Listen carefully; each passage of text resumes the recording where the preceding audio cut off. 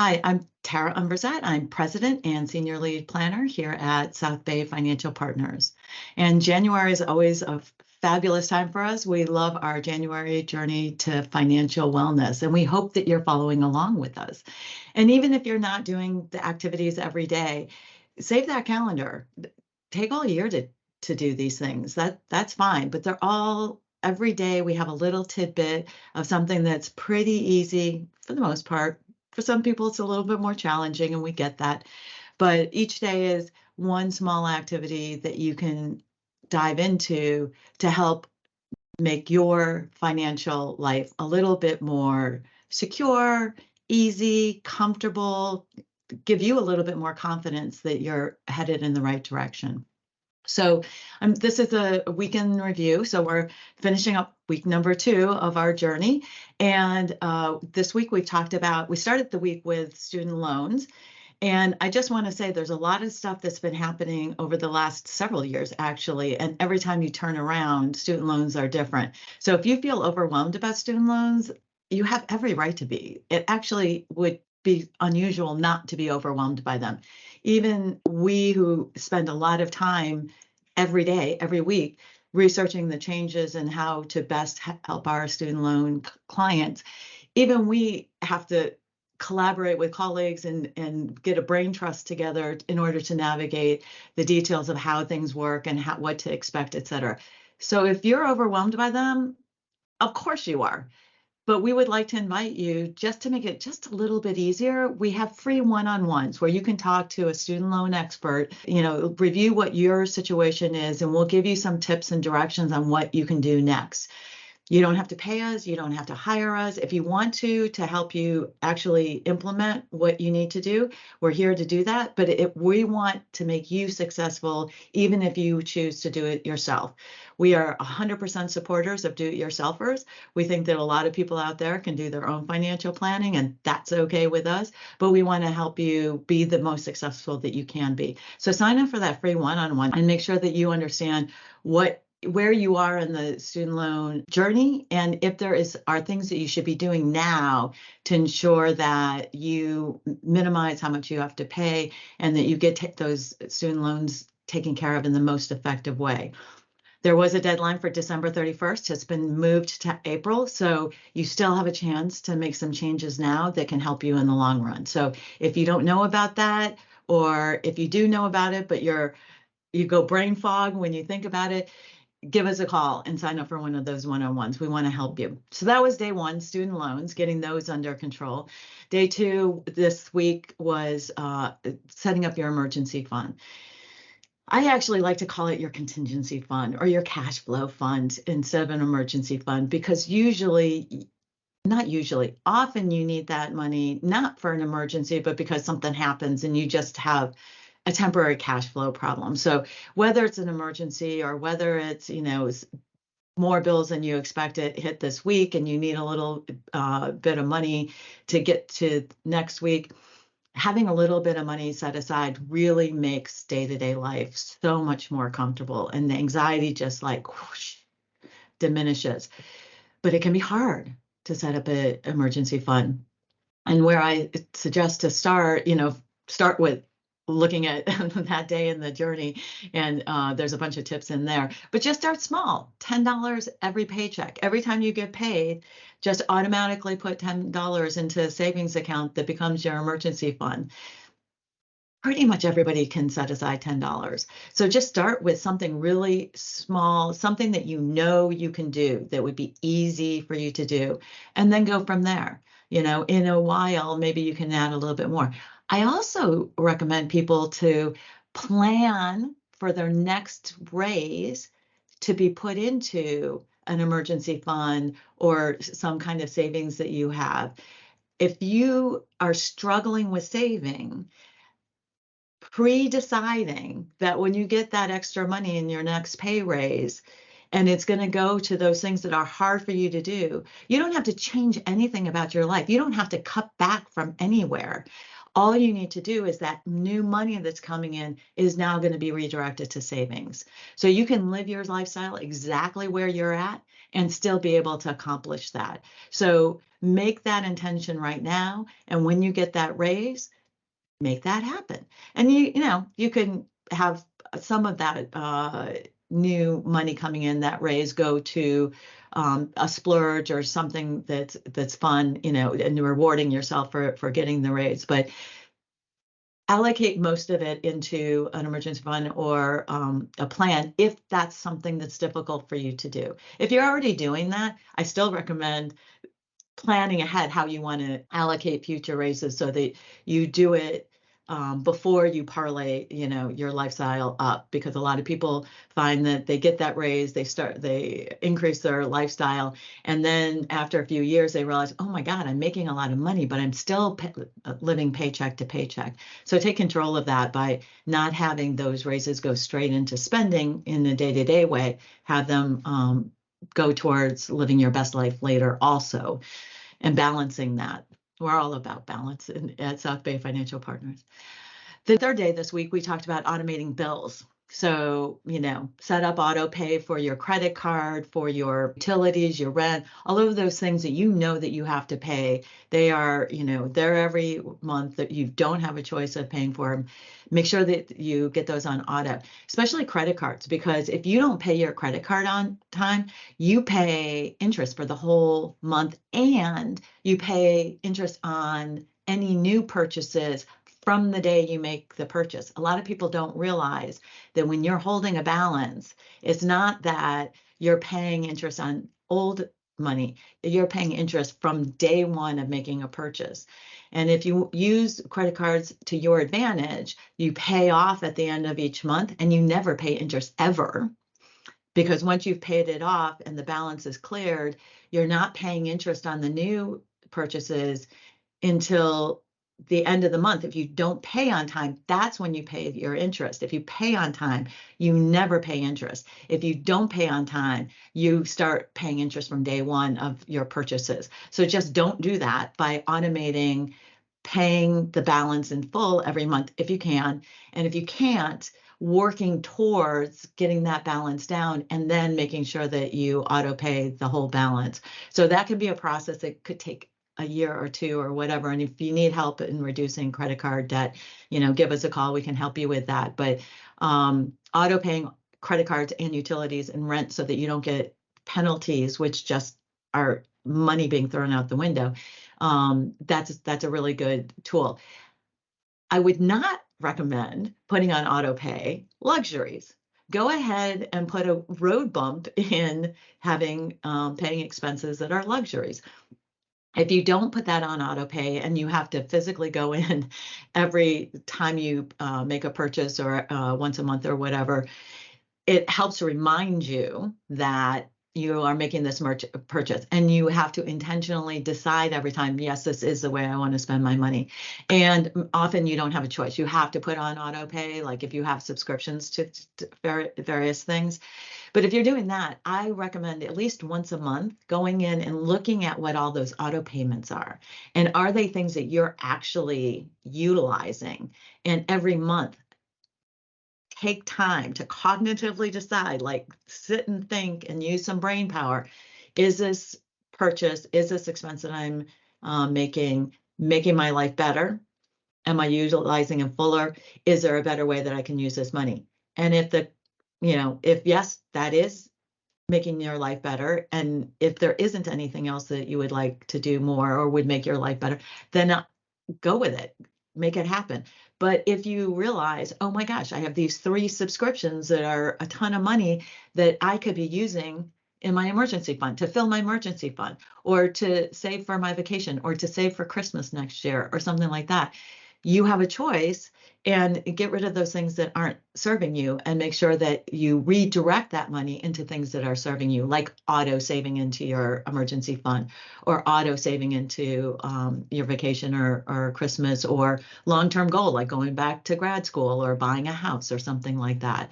So, think about what those things are that you want to do in the future, and ask yourself, is this purchase that I'm making today fulfilling me more, then that will fulfill me in the future. And if the answer is no, it's not fulfilling me as much, cancel the subscription and start auto saving for that future thing that you really want to do. Day 4 was starting a savings program for the holidays. So we just talked about that. Again, if you save some money in your auto bill paying and reviewing what you're auto paying, have that go to next Christmas. And if you don't have a problem with Christmas, if you don't go into debt or, struggle to have to cut back a lot in order to have a fun holiday, you don't need to worry about this. But if you're sitting here in January and you have a huge credit card bill that you have to pay off, or you get a bonus in January and every year that has to go to paying off the debt from the holidays, maybe flip the script, maybe start saving for the holiday now. And if you start today, it's a little amount that you have to save. If you start in November, it's a big amount that you have to save. But if you start saving a little bit now, then when you get to next January and you get that bonus that you normally use to pay off bills, now you have that bonus to put into other things, like the down payment on that house, or like a nice vacation for this year. And now you have money in hand to make that happen. So think about that. Do you have holidays covered, or are you always reacting to covers, to the holidays? We want you to be in the driver's seat. We want you to be making decisions proactively. We don't want you to be reactive in how you make money decisions. And this is a way to do that. Think ahead. Start now thinking about what the holidays are going to look like next year with this past holidays fresh in your mind. You know what you like to do in the holidays. You know what issues you might have. So debrief right now. Think about what went well. Think about what didn't go well and how you could change up so the next year went better. Set up saving automations. Again, we've been talking about this all along. Have a little bit of money go automatically from your paycheck into your emergency fund, or into your house down payment, or into your holidays 2024 fund. Whatever it might be that you're saving for, have it auto deposited into whatever saving vehicle you're using or investing vehicle, so that you're not even thinking about it and it just comes out of your paycheck. And when your paycheck hits your checking account, you just have whatever that amount is that ends up being there after that is pulled out. Just like you have your taxes pulled out, you have your 401k pulled out, you have all of that done, and then your paycheck lands in your checking account, and that's the amount that you have to spend on the rest of your life. Just take a little bit out before, so that it's a little bit less, but not big deal. And then whatever you have left in your paycheck that goes into your checking account for your day-to-day, you live on that. And if you find that you're overspending, then maybe you need to recalculate how much you're putting into savings and investing. And, maybe it isn't a cutting your expenses, maybe it's a cutting your savings. So that's an individual thing. You need to figure out what is your journey to living your best life now and living your best life later. And we always talk about this at South Bay Financial Partners. It's not, YOLO, live for today and forget about tomorrow. And it's also not sacrifice for today in order to have a great future. It's about living your best life now and setting yourself up to be able to live your best life later. It's not an either or, it's an and. And so it takes a little bit of intention to make that happen. Brainstorm increasing your income was the fixed day, I guess, this week. And one of the things that I wanted to point out is I've talked to a lot of people recently about this, how to increase your income. And there's a lot of great suggestions. Go look at that day, and I'm not going to review those. But one thing that I want to say is that look at people who are successful in the area that you want to be. So if you want to get more pay in the job that you have right now, talk to people who are a little ahead of you, who have navigated that well and gotten increases in pay, and see how they did it and what was most important and how did they get, what were they being rewarded for, and making sure you focus on that. If you're trying to do a side gig or switch careers, go find somebody who's successful there and start talking to them, and maybe a few people, try to get a little mastermind together to get ideas of how to make that happen, because people who have been successful will have really good insight that can help you navigate that also. I don't recommend listening to social media. There's a whole lot of wannabes on social media who say, hey, I've done it, and when they really haven't done it. And they haven't done it, or they haven't done it successfully. And it may look like they are being successful, but as a matter of fact, I just saw a post recently about somebody who had posted when they hit $1 million or something like that, debt free and $1 million in investments. And this was like 3 years later. And they said, I remember this post and I can tell you I was miserable. What the sacrifices that I made in order to pay off all that debt and to get that $1 million was ungodly. It broke up my marriage. It made me miserable and depressed. And I went into a funk for a long time after that. Don't do that. Social media is often smoke and mirrors. It's not necessarily good, valid information. So talk to real people who are happy with how they've worked out and have gotten to that place where you want to be, and are happy about it, and figure out how they did it. And you might, in talking to them, realize, wait a minute, I don't even want to do that. I don't want to go there. And you might change up what your aspirations are. So talk to people who have been there, who have experienced it, get tips, get mentors. It is probably one of the most important things you can do to increase your income and to be successful in life. And also get realistic mentors. Sarah Newcomb from is a PhD in behavioral economics, talks about choosing your mentors wisely, and that if you pick a mentor like the Kardashians, Kim Kardashian, and it's so far away from where you are now, it's apt to make you depressed about your life, shut down, and be less successful than you would be on your own. But if you pick a mentor like an aunt or an uncle or a neighbor or a friend, a boss, a previous boss, or something like that, somebody who has been successful and it's a success is within your reach right now, that is very impactful on helping you make progress. So pick your mentors wisely, pick your role models wisely, and don't be going after something that's unrealistic and that is just going to end up shutting you down. So that's my advice to you. And that came from Dr. Sarah Newcomb. She's on LinkedIn, has great information for everybody about how to navigate financial decisions. So I highly recommend that. And then we ended up with brainstorming, decreasing your expenses.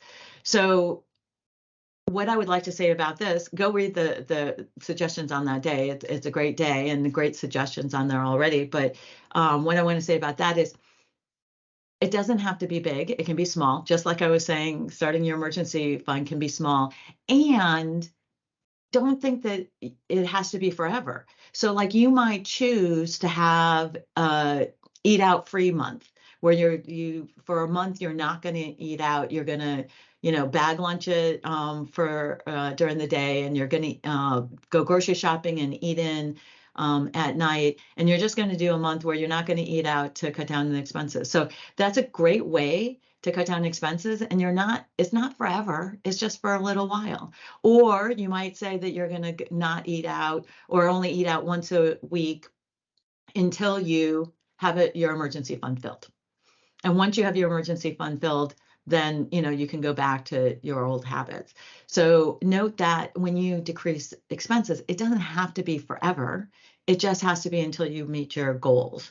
So figure out what's you're okay with giving up a little now in order to have something in the future, and make sure that you still are living your full life now. As I said before, like we don't want you to be, feel like you're deprived and shut down and all of that. It's not about that. It's not about deprivation that, and the person who suffers the most wins. It's not about that. Like live your best life now.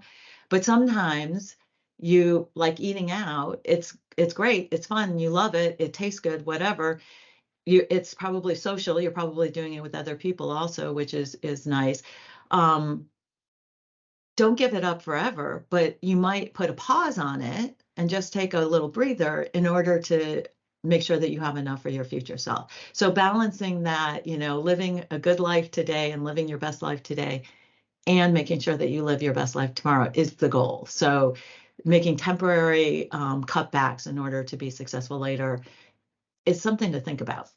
So that's the wrap up for this week. I hope you had fun reading the suggestions and implementing them. If you have any questions, if you want any support, let us know. Go ahead and DM us directly. Hop over on Yaffle, our online community, Your Amazing Financial Life. It's at YAFL, Your Amazing Financial Life, southbayfinancialpartners.com. Free to join. You can ask questions. We post stuff in there. We have conversations. We have groups. We have Ask Me Anything sessions, all sorts of stuff. So if you're interested in anything that we're talking about, I highly recommend that you join us in our community and let us know what's on your mind and what you would like to know more about. We're here to help. And whether you're a do-it-yourselfer or you end up asking us to help you implement, either way, we're here to support you living your best life. So please reach out. We're here for you.